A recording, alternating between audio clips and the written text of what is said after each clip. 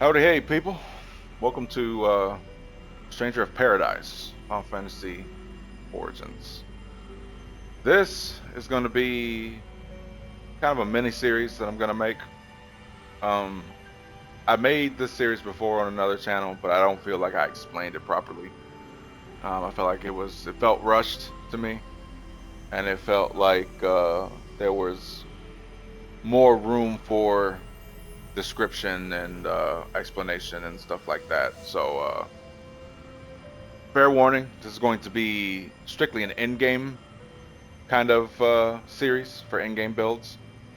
The thought processes and things that you should have, explaining things like build variety and going over affinities, subclasses, how the smithy works, all that different jazz. Because there's a lot here. Like, despite this being a spin-off Final Fantasy title, this game is definitely one of my favorites in terms of min-maxing and build variety. Like, there's just so much depth that goes into it that you generally don't expect out of a spin-off title, right? I mean, normally stuff like this goes into the mainline franchise and stuff like that.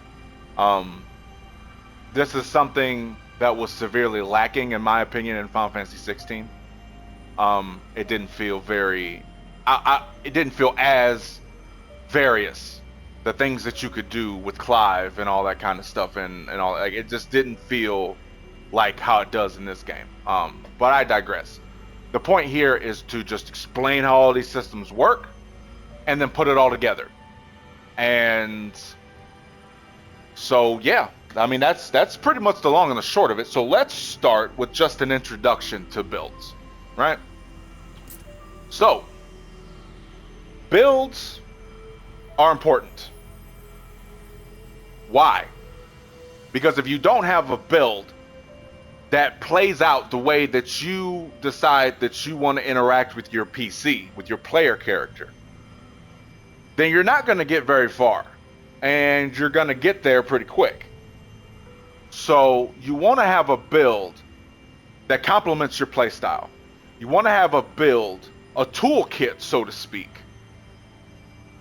that allows you to pull from that kit specific things that will help you in virtually any situation. And with Final Fantasy Origins here, with Stranger of Paradise here, that's very easy to do, because instead of just having one class or one job, you have two. Now, this is on one battle set, okay? It's on one battle set that you can, change preset, that you can go to here. And this is just what I have on currently, but it goes all the way down. Probably to 99, because it's Final Fantasy. Oh, okay, it goes to 100. But there's a grip. So, there's no real limitation on what you can do, how you want to do it, and how you can set it up. Some jobs may be favored over others. Other times you may just want to change the pace of the game a little bit and choose something outside your comfort zone that maybe initially didn't appeal to you, but you see the merit in it, and it can help you get past a certain thing, whereas something like just straight magic or straight brute force doesn't quite cut it. You know, you might want to be trying to flank your enemies more, so you want to build that will exploit attacking enemies from the sides or from behind. You may find that status ailments are more your cup of tea, so you have an entire build that's focused around stacking multiple status ailments at the same time, crippling and debilitating the enemy that you're fighting. You may find that you really are into Lightbringer and everything that has, and that everything that offers. So you go and you make an entire build focus specifically around the Lightbringer skill. And I mean, there's just so many different things that you can do. But with a massive amount of build variety comes a massive amount of mechanics and planning and tactic behind it so that you get your design right and your kit works how you intend it to work, right? So, with that being said, there are a grip of jobs in this game. There are just a grip of jobs. I mean, oh, here we go. I mean, there's just a bunch. And each one of these things are special in its own way. Now, I will be the first to tell you that these basic classes, they have a place. The last time I tried to make this video, I just completely ignored these 10 because they were basic and I didn't see a need, especially during an endgame build where you would need to utilize basic jobs. How could a sword fighter be better than a warrior? Or how could a marauder be better than, say, a breaker? You know? How could a thief be better than a ninja or an assassin? You know? Why would you even need to do that? Like, why would you even need to use those when you have this top tier stuff up here and you've got this pretty decent stuff right here? You know what I mean? Like, but I will say that if these are used in a supplementary manner, meaning that you've chosen your primary and secondary classes, but you need certain stat boosts to make that a little bit better, I can see where these would come into play. Absolutely. And you got to remember, these are just the base classes. You've still got an evocation subjob or subclass, and you've still got an Ultima subclass. And that's for every last one of these classes. I think there's about 35 jobs in this entire game. And so with each of those jobs, you have 2 different subclasses that just add even more depth to the job, right?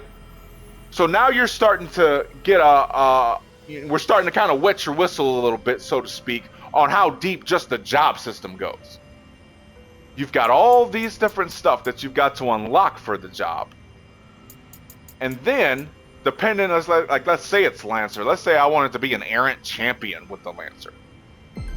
It's got its own tree. It's not as big, but it's got its own tree.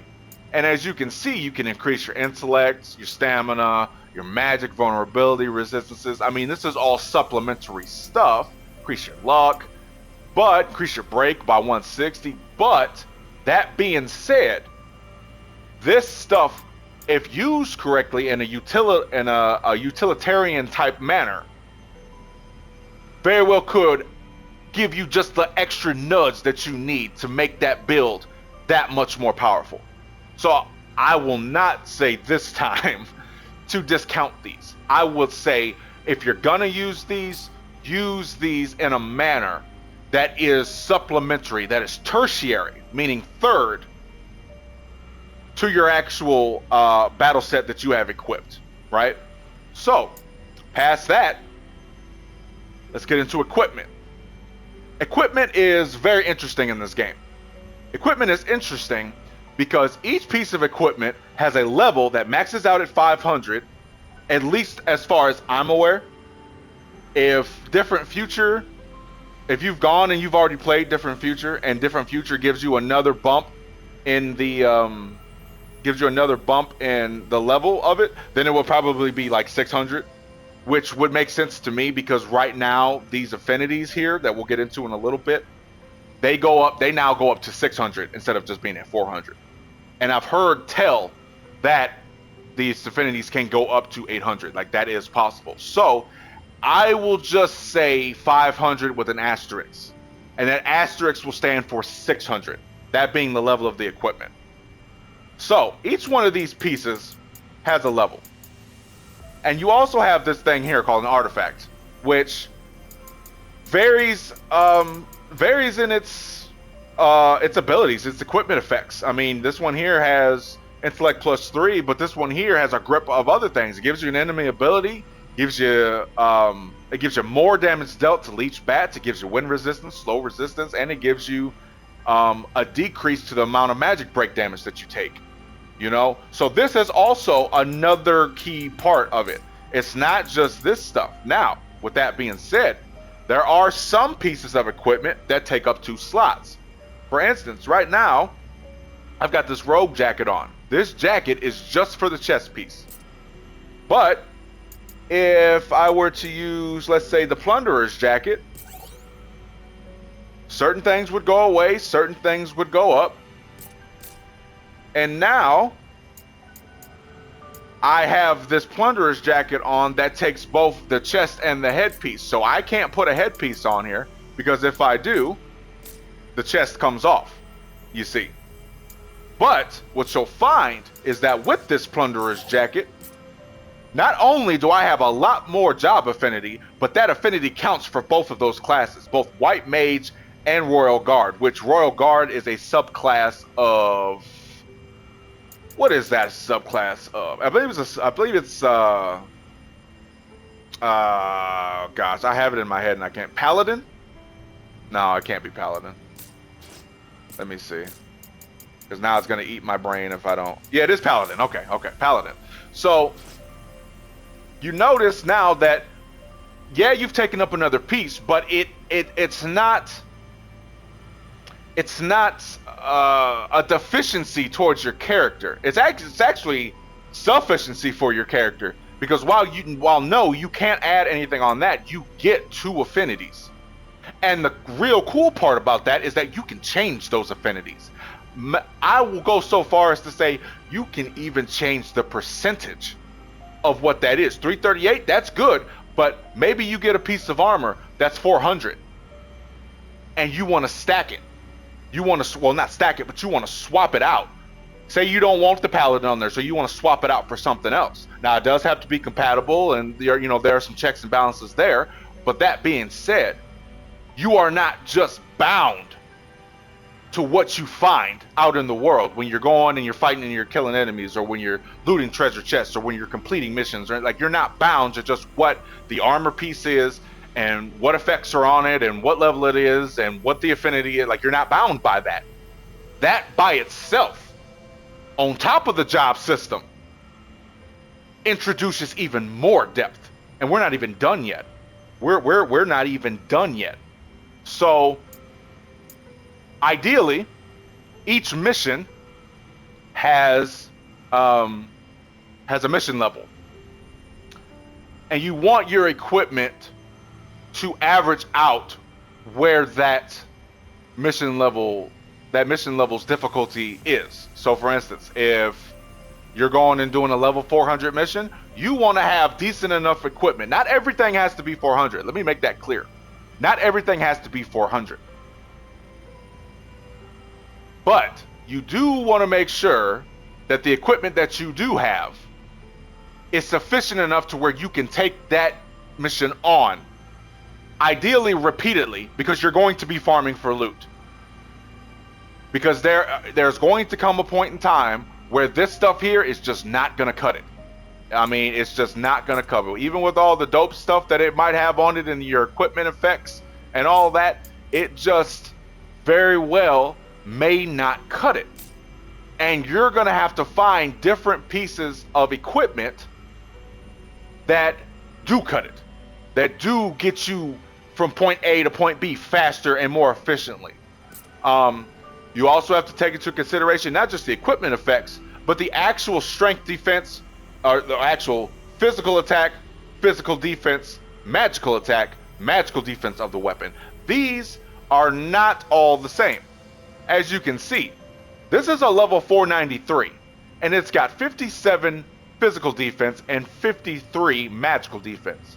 But this Silver Guard down here is 358, more than 100 levels underneath it. And it's got more physical defense. Now, it doesn't have as much magical defense, but it has more physical. So it really... And then you have something like the Bracers of Light, which, to be fair, I have upgraded to 500, that are even. It gives you an equal amount. This all plays into these stats over here on the right side. All that stuff over there matters. And it matters because if you're using a weapon that thrives off of doing damage with strength, you're going to want a high strength. Vice versa, if you're using, let's say, dual knives, you're going to want to have a lot of agility, maybe even a decent amount of stamina. On top of that, let's say you're doing kind of a what I would call kind of a parry and riposte build, right? Where you want to parry and you also want to use the soul shield to parry. Well, you're going to need a decent amount of break to do that, because at least for the soul shield, that drains your break meter. And you don't ever want to run out of that break meter, because if you do, oh boy, they got you dead to rights. It doesn't take very much to kill you in this game. It really doesn't. It doesn't take very much at all to kill you in this game. But with that being said, there are a number of options here for you to be able to counteract the high damage and the high defense and all that kind of stuff of the enemies that you'll be facing. So you want to make sure that this is right. But also, don't forget, you have combo abilities. Combo abilities affect the weapon that you're using. So for instance, I'm using Knuckles on this right now.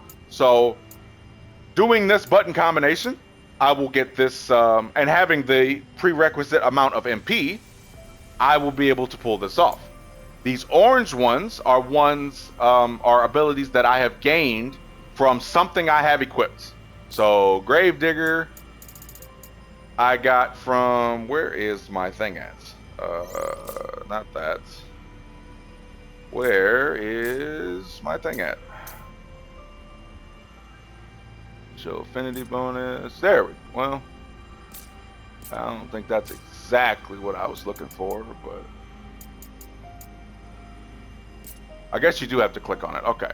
Well, there you go. I get Gravedigger from the Kaiser Knuckles. I'm also able to use Energy Smash and Exsanguination.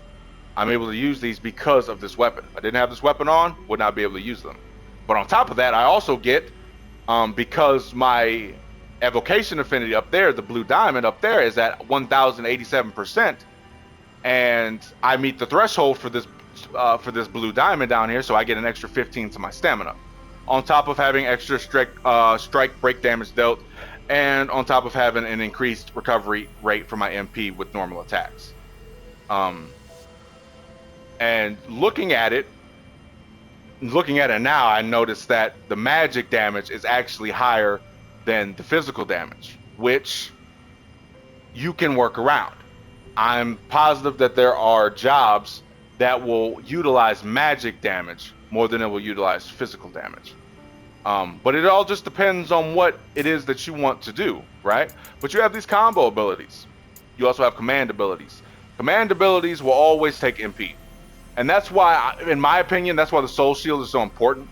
Because you can rig and set up the Soul Shield to where after maybe 3 or 4 or 5 good parries, you can have like max MP. And then once you have max MP, whether you're a physical build, a ranged build, a magic build, whatever, MP will save the day 9 times out of 10 if you utilize it properly. MP is the GOAT in this game for sure. You definitely want to have as much MP as you can have, because it correlates to your command abilities, it correlates to your combo abilities. It's very, very important to have MP. 200 is not really gonna cut it. It's doable, but you'll find yourself out of MP more often than you find yourself with MP. And given that most of these things require at least 1 bar, you're gonna want to have a decent amount of MP. It doesn't necessarily have to be max, like 6-7 bars. It doesn't necessarily have to be that, but 4 or 5, that could work. Because these ability skills, or I'm sorry, not ability skills, these command abilities here, they're good, but they're not permanent. You buff yourself with these. Mighty Strikes boost your own attack temporarily, allowing you to more easily pierce the enemy's resistance. You can use that, and it works, and it does wonders for melee builds. But it doesn't last forever, especially in an in-game build where you have all different kinds of debuffs and forced debuffs that we'll get into at another point, that prevent you from not using these, but keep retaining them.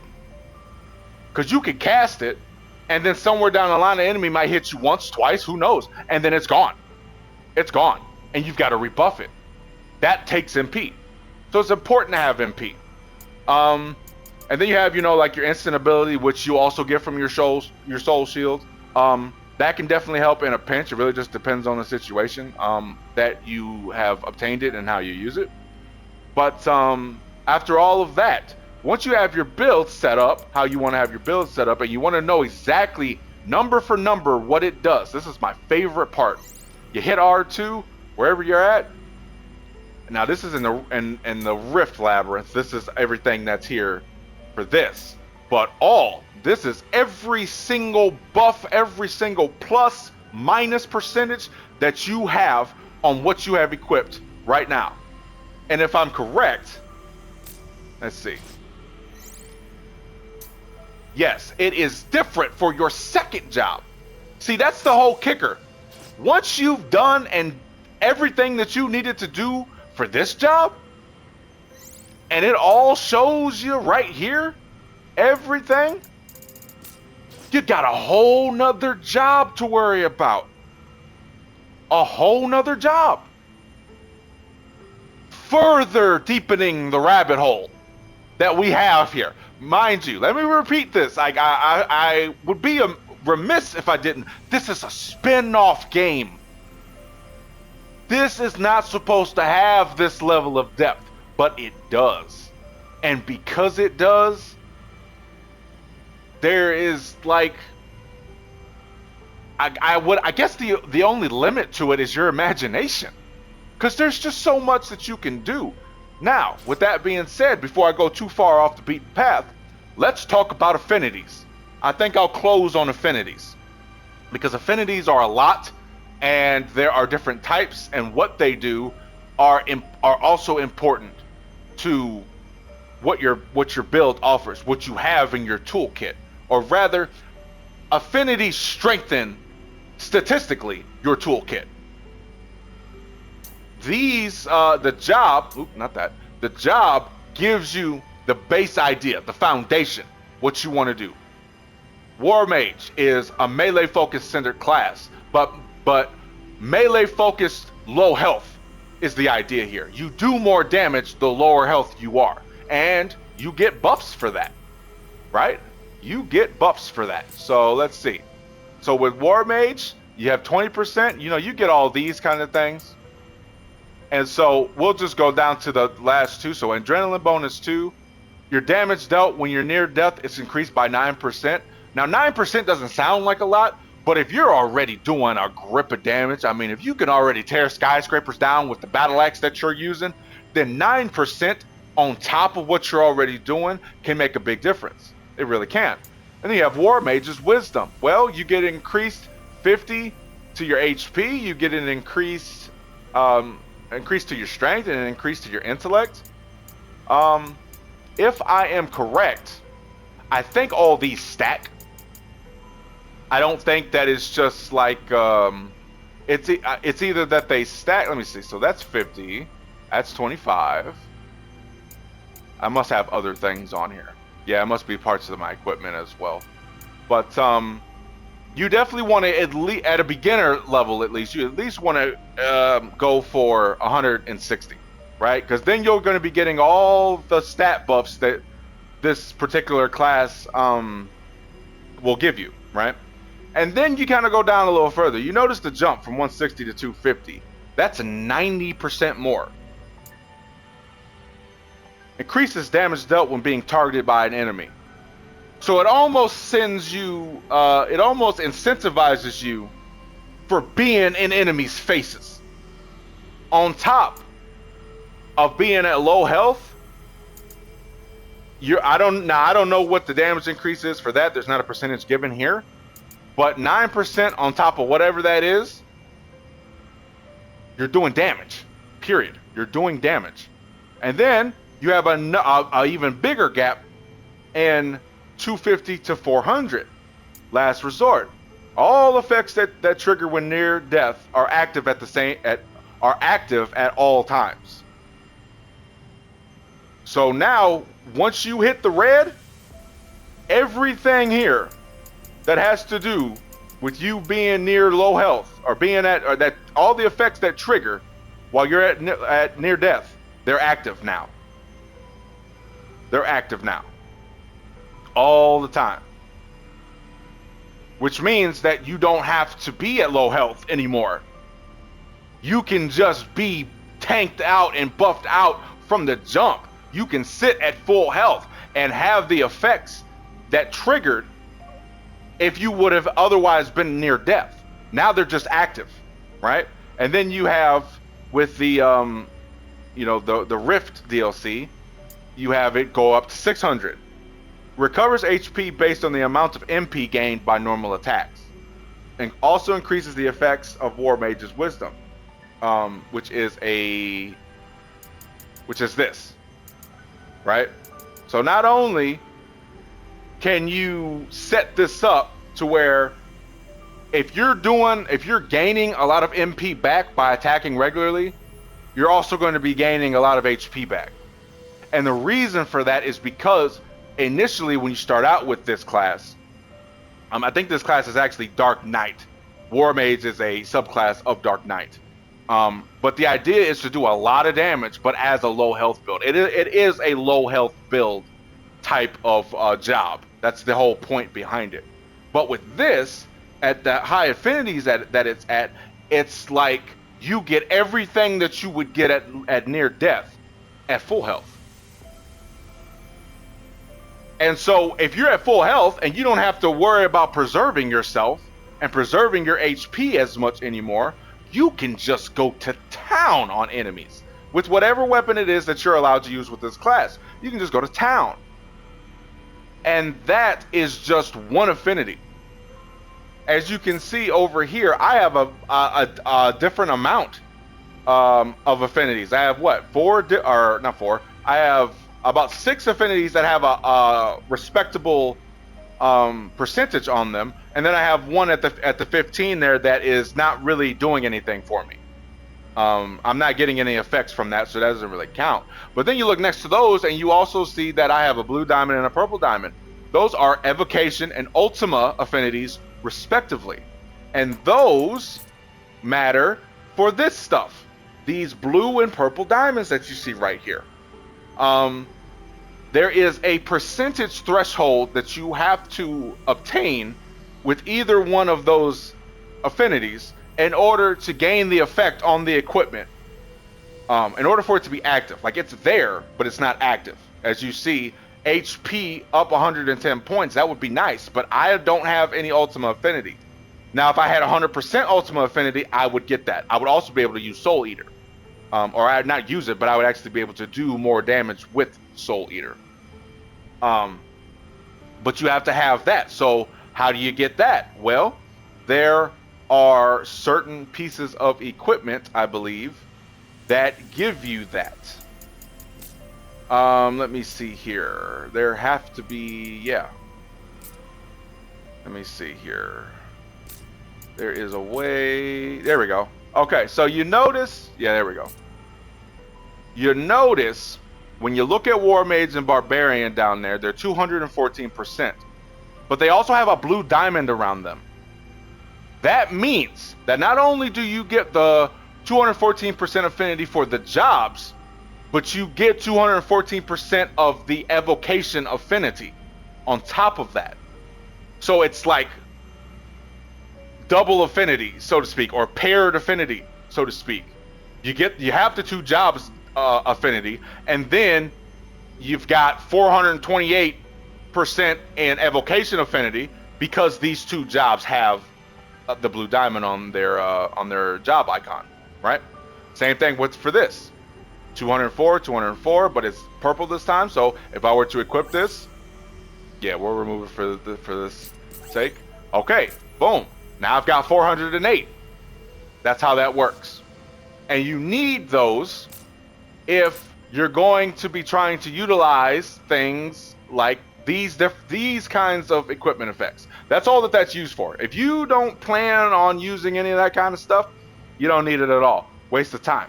But I will say that these things here, while they're not changeable, they are upgradable. And if you have one that's already pretty decent, like say the damage dealt Soul Eater right there, it's already close to 18%. If I wanted to, I'm sure I could go. Well, let's see. Let's test this out right now. Let's go to our blacksmith here. And let's go to upgrade special effects.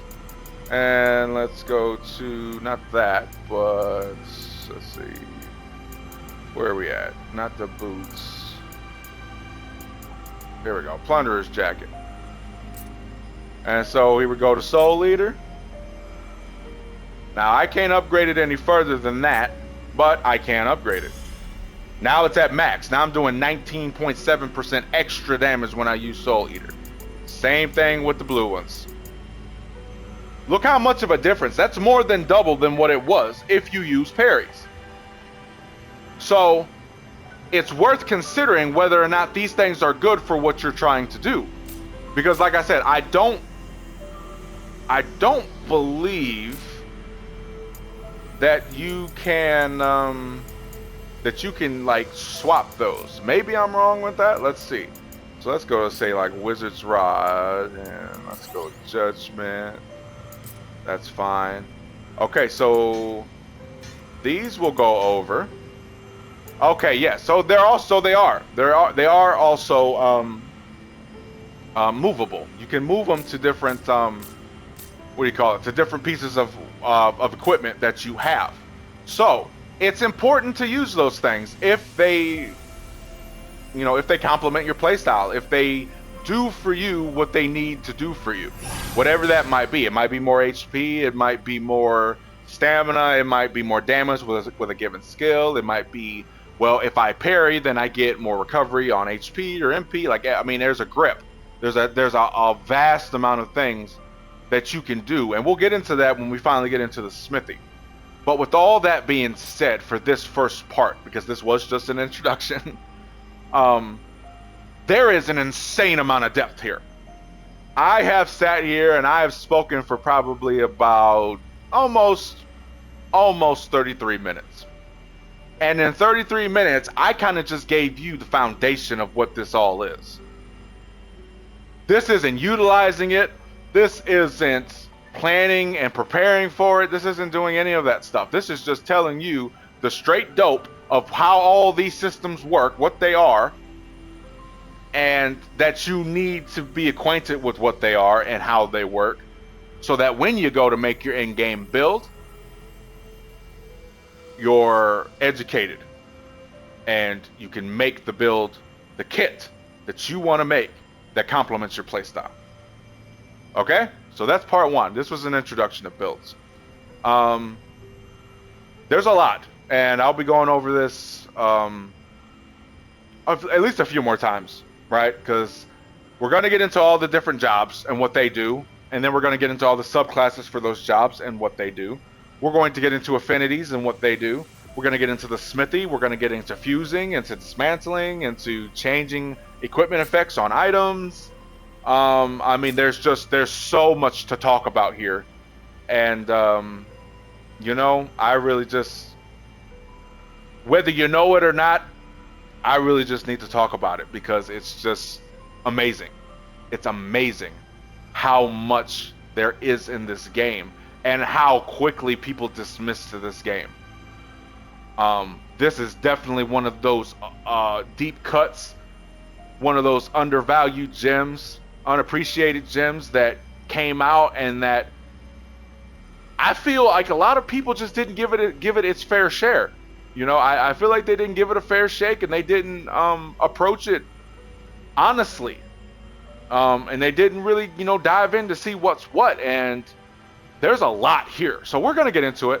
I thank you for watching. If you found this helpful, informative, exciting, fun at all, feel free to drop a like.